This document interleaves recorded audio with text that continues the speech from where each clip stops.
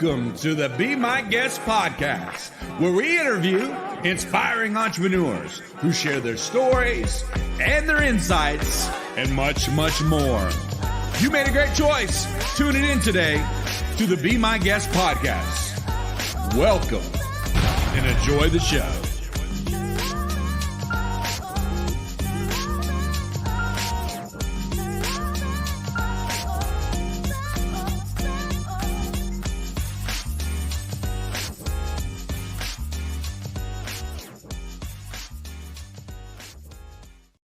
Hey guys, this is Frankie, and we have another great episode with Be My Guest today, and another expert that I want to share with you. I'm excited to share. Before I do not forget, you can go and be a guest on the show by going to our website, which is BeMyGuestPodcast.com, BeMyGuestPodcast.com, and click on Get Interviewed, and we would love to talk to you about the possibility of having you on the show as well. Without further ado, I want to bring my guest on. It is Erika. Erika, thank you so much for being a part of the show today. No, thank you so much, Frankie, for having me. It's a privilege to have you here today. Why don't you take a moment and share with the audience who you are, what you do, and how you got started? Great question. So I'm a cost reduction specialist. So I help businesses save on business expenses. So things such as your merchant services, telecom, your shipping, gas, compressed gases. I have 12 categories, 3,700 vendors. You can look at me as the Walmart of suppliers for business expenses. And I support SMBs all across North America. How I got into the space was not your traditional trajectory. I always tell people when I was a kid, I wanted to be the pink Power Ranger. And now I went to school. So I actually went to school for marketing, thinking I wanted to do something in business, loved marketing, started my own agency. And this was during the pandemic. So I was looking for a job, couldn't find a job. So I said, you know what, if I can't find one, I'm going to create one for myself. Did very well with it. But one of the things that I learned during that time was a lot of people were struggling. And they thought that marketing is always the answer. And sometimes it is, we can bring leads in for you. But if you don't have certain pieces of the boat where if there's holes in it, and if you don't clog up those holes, anything that you do on the marketing side, it's just a waste of time. So sometimes people would come to me and say, well, I need leads because leads are going to help me achieve X, Y, and Z in terms of revenue. And I'm like, well, I called your receptionist on Monday and it's Thursday and they haven't picked up the phone. So anything that we send to you, we got to work on that first. And so I noticed a lot of people didn't have the funds and didn't even think about going into what I was now. I just went into franchising thinking I'm just going to own like a couple of vending machines and do that on the side. And when the franchise consultant came to me and said, I have something perfect for you, I couldn't take that opportunity up. I said, let's do it. And here I am. Now I work on both sides. And so what the opportunity is what you do now? Am I hearing that right? Gotcha. Yes. Okay. So you were able to set up your own little franchise doing this. Is that how that works? Correct. Yeah. Awesome. So you called yourself a consultant, right? But what was the actual term you used? Cost reduction specialist. Cost reduction specialist. So yeah, you're right. I mean, a lot of people have the mindset of they need more customers or they need marketing or something to really help them drive more revenue, which is true. It could do that. But if there's other levers they could pull, it could help them find money, right? That kind of sounds like what you do. Is that along the lines, kind of finding where there might be overspending or money, kind of tucked away somewhere that it's not necessary? Is that kind of explain what you do there? Exactly. So we find where they're overspending, and we also look at your operations. So like, what do you actually need and what don't you need? So in the beginning, a lot of people will go to trusted firms, and let's use merchant services as an example. You start an online business, You're going to look for things that integrate into your Shopify website. So you'll look for Stripe. But as you grow and you start getting more volume, Stripe has high fees. And so why not look at another company that's going to reduce that? The other thing too is there's little hidden fees, let's say like a global fee. So if you're not doing transactions, you don't need that. I would also say another thing that we found is there's a lot of pieces that you don't necessarily use. So we work with a lot of construction companies, and one particular company had 4 different phones for 4 different job sites. Why do you need 4 phones for 4 different job sites?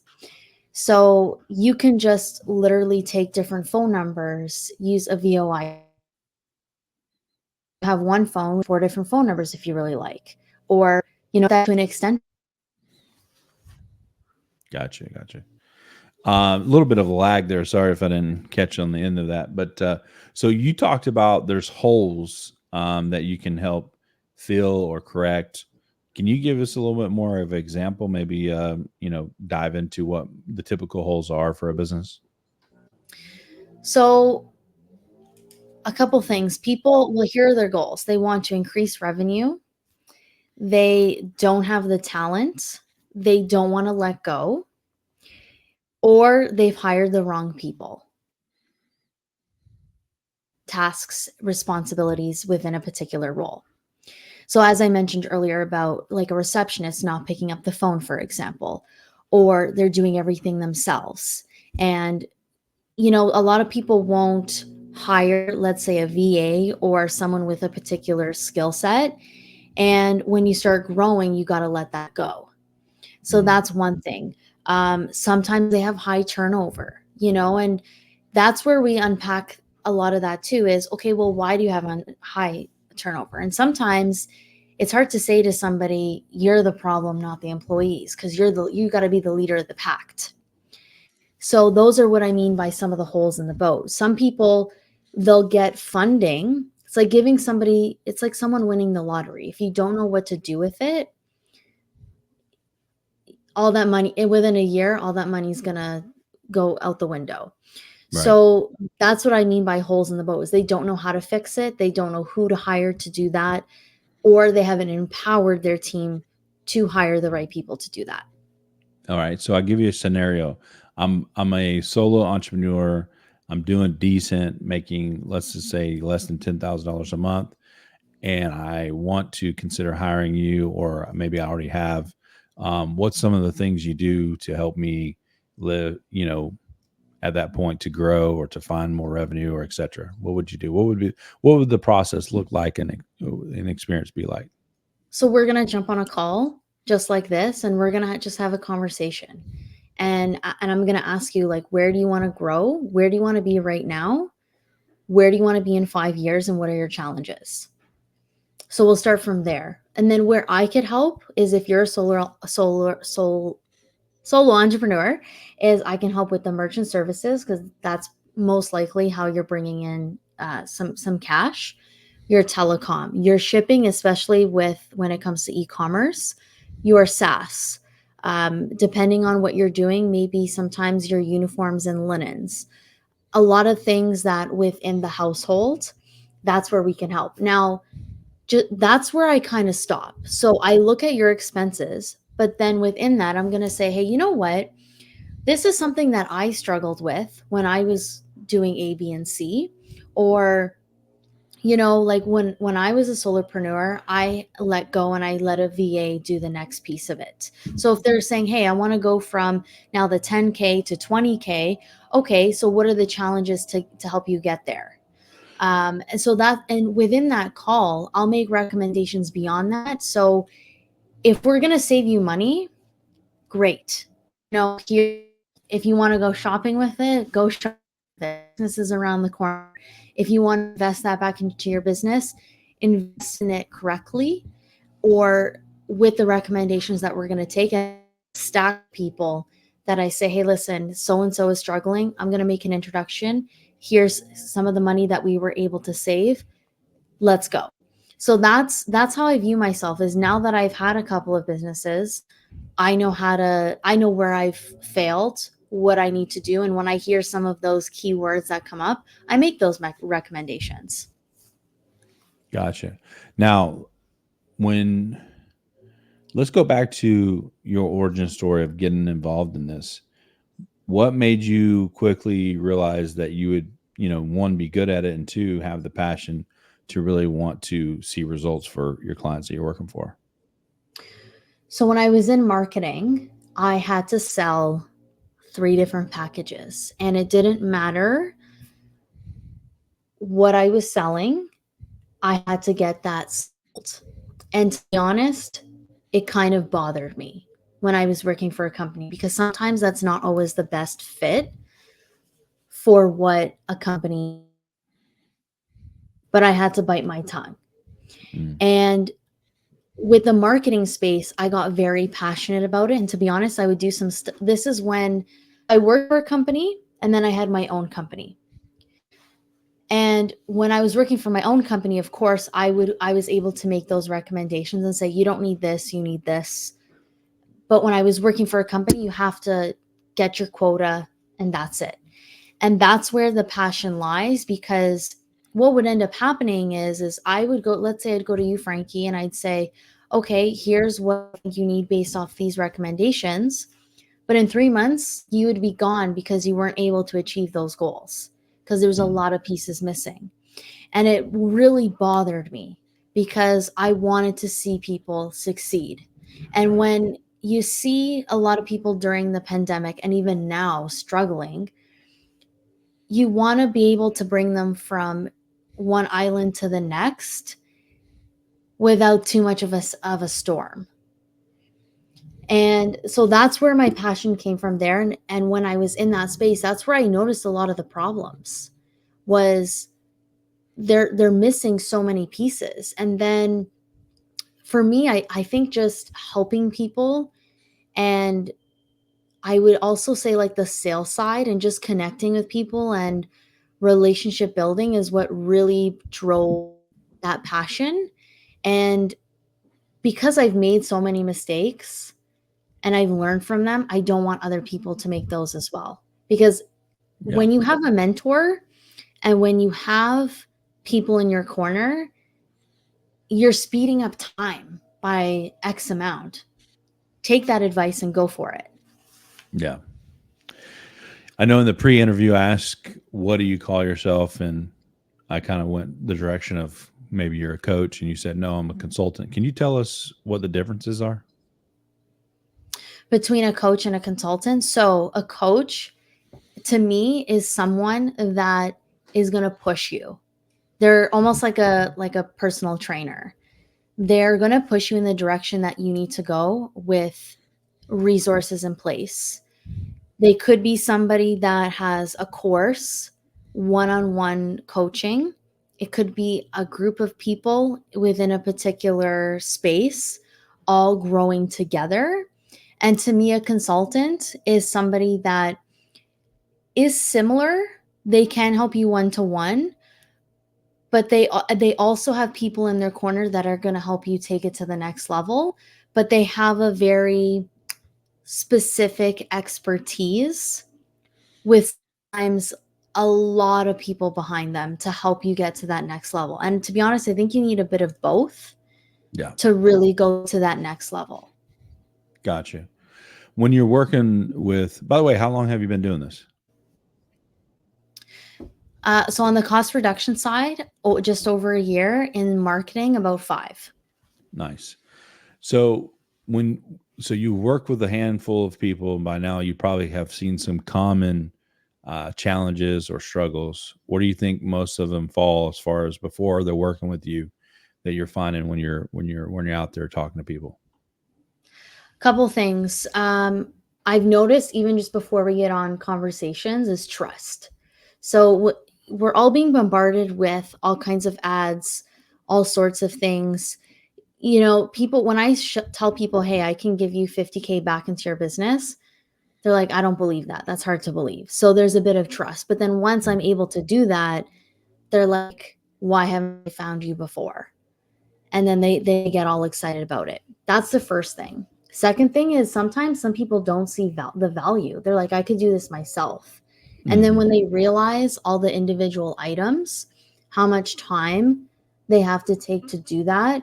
And then when you divide the amount of time, so we require around 3 to 6 hours per year for us to find, let's say, like that 50K. So when you divide that time by 3 to 6 hours versus you doing it yourself, we just gave you that X amount of time plus that money. So I would say the value. Second biggest thing I've noticed, even on the marketing side, is people are struggling. They don't have the money. But sometimes when people say to me, I don't have the money, it's because they don't see the value. Those are, I would say, the biggest things so far. And then I would say like the fourth piece is people really get excited to get into business, but I don't think they understand what they're cut out for. And you're going to have ups and downs, and it's not a stable train. You're going to be in the mountains, going down the mountain, and not everyone's prepared for that. Yeah.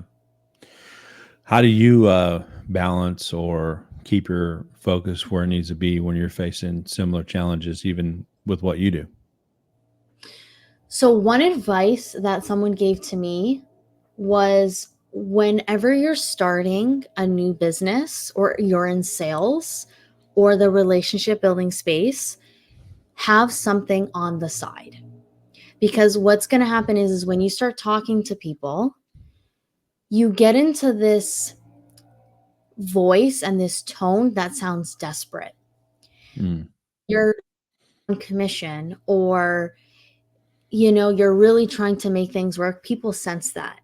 And when I had something on the side and all my bills were good and ready to go, and I finally made that bridge over to full time, I noticed a big change versus some of my other colleagues that they just went full on with this. And then within a year, they quit because they have mouths to feed. And when you have mouths to feed, you get into that desperate state. Right. So that's, I would say, one piece. Second piece is you got to have, I don't want to say a thick skin, but you have to develop that thick skin. Yeah. And because you're going to get a lot of no's, you're going to get some yeses. Those yeses are going to make your day. And one piece that I learned along the way is, it's not like a gym where and over push yourself. You have to know when to stop. Yeah. And so at one point I ended up did really get sick. I had mono for about like 2 months and I had to stop. So you also have to make sure that you're also looking after yourself as well. It's not always, okay, like I'm going to sleep when I'm dead. Like a lot of those guys try to say, I'll sleep when I'm dead, or, whatever.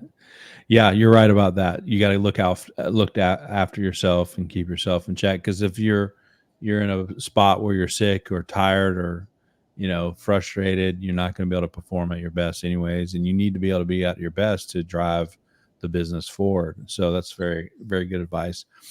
When someone is needing or hasn't yet built a team or doesn't have staff or doesn't have people in place to help them do maybe some of the things you're suggesting they do, sounded like you may recommend a virtual assistant. Is that something you guys just recommend, or you actually have some partners or people that can help them actually fulfill that? How does that work when someone's working with you guys? So when you're ready to make that jump for that next revenue goal, absolutely. This is the difference between a coach and a consultant. So I would definitely hire a consultant. I would definitely hire VAs. Or what I would even do is I would hire a white label team that let's say, have consulting hours. So let's say you hire somebody for marketing or a team for marketing, they're allocating 10 hours towards your business. And what a lot of people will do, and here's where I really screwed up. So if you hire a VA, and it's for marketing, they're not going to be able to do your SEO, your social, your email marketing. Those are all specialties. And even though they might have done something once and worked on a particular platform, doesn't mean that they're going to be able to keep up with all of those things. But if you hire a white label agency, that they have somebody that is, let's just talk about the social media team, is a photographer, their SEO. There's somebody that does the visual. So you've got a graphic designer, you have a videographer. You just got all of those people for the price of one, instead of hiring each and every single one for your particular business and then having to do onboarding, offboarding, hiring, firing, benefits, all of your tax forms, all of those things. So that's where I screwed up. And I would also say you have to train them. So for me, I had to learn to say to myself, okay, I can't just give people a KPI and say, hey, I need 10 social posts. This is my goal. This is my audience. People are not cactuses. Sometimes they're flowers, and you have to water the flower a little bit more. And you have to water each and every day. So don't forget that you have to do that, versus if you hired a VA that's already trained and knows how to do this, or a white label agency or a consultant, don't forget about those hours as well. So before even adding somebody to your team, think about those options. And to be honest, a lot of people that are solopreneurs, they're probably going to stay in that boat because they're going to be already part of your team, just as an external stakeholder. Right. Outsource situation versus internal. Do to kind of answer the question, you guys, like, let's say you say, hey, Frankie, I think you need to hire a VA or at least a white label agency to help you do what you need to do. Do you guys have people in mind or people you can recommend? Oh, yes. I Gotcha. have for different industries. I have for different budgets. I have a variety based off the goals that people are looking for, or businesses are looking for. Awesome. It it would serve right. Just the value would be into Erica's Rolodex here, right? She's got a Rolodex of people that could help, right? So that's good. Let's go back to when do you think people, or what's some of the key indicators that it's time to hire a VA or add a team or get a team going? What do you think some of the common indicators are? Well, first off, I think when you hit that 10K mark, that's when you should hire a VA. Also, look at your hours that you're putting into the business. So for me, looking back, once I passed 10 hours a day, that's when I have to say to myself, okay, it's time to hire somebody else. And let's say you're in that position where you're like, you know what, I really can't hire somebody else right now. You need to think about some of at least the AI tools or systems you can make a connection for that can do those autonomous tasks.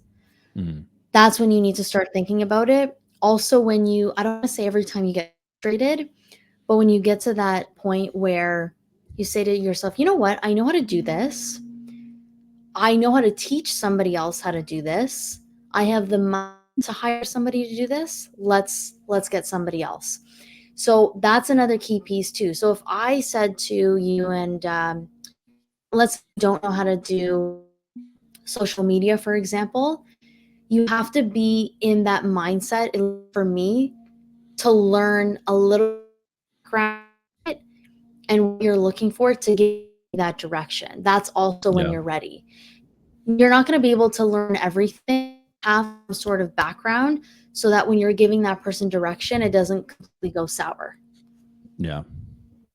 So it sounds like you guys use VAs, but also even maybe leverage AIs for some of the tasks, et cetera. So that's pretty cool. That's pretty cool.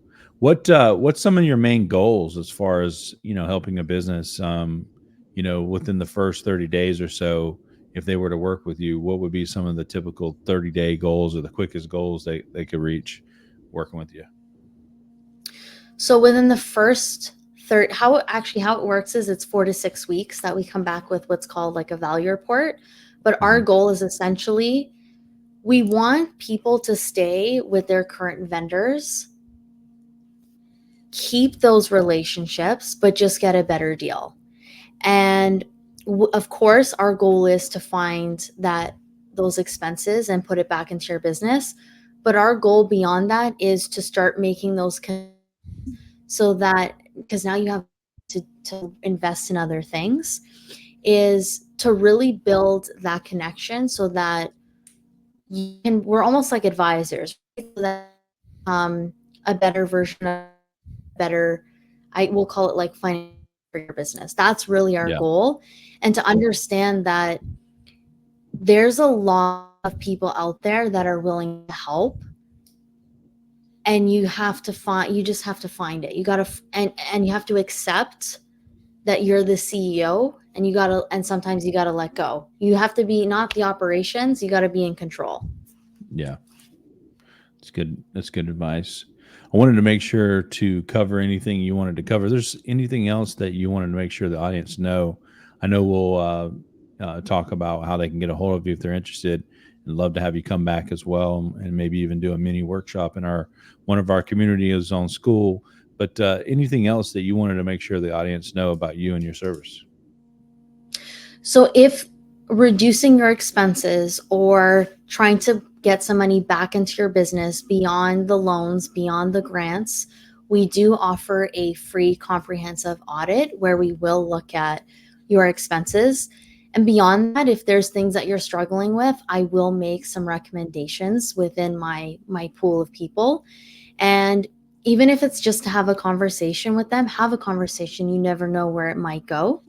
But what can hurt from that? You get a free audit, and if we're able to provide expenses or back into your business, you can either reinvest that elsewhere, or Christmas is coming up, you can use that towards family, friends, and or maybe a nice little vacation. Yeah, that's right. I did put your email address down here at the bottom for those who want to reach out to you. If you had a website or anything you want to share, I can add that as well. But yeah, let everybody know how they can contact you and reach out to you. So with the email at the bottom of the screen there, so Erika Giuggio at schoolingmitchell.com. I'm also going to put my website as well. So you'll be able to contact me that way.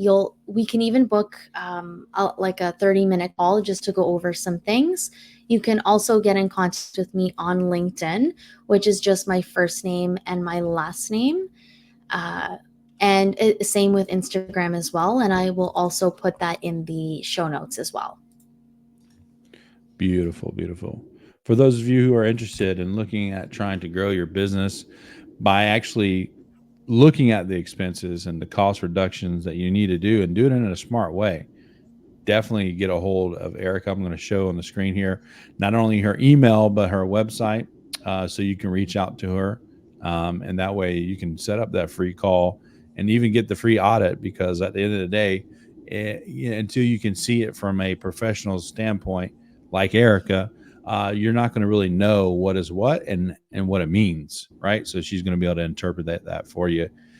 Erika, I appreciate you taking the time sharing with the audience today what you do and how you do it, and love to have you come back as always. And thank you for being a part of the Be My Guest podcast today. Absolutely. And Frankie, thank you so much for having me. Thank you. You've been watching Be My Guest podcast. Thanks for tuning in.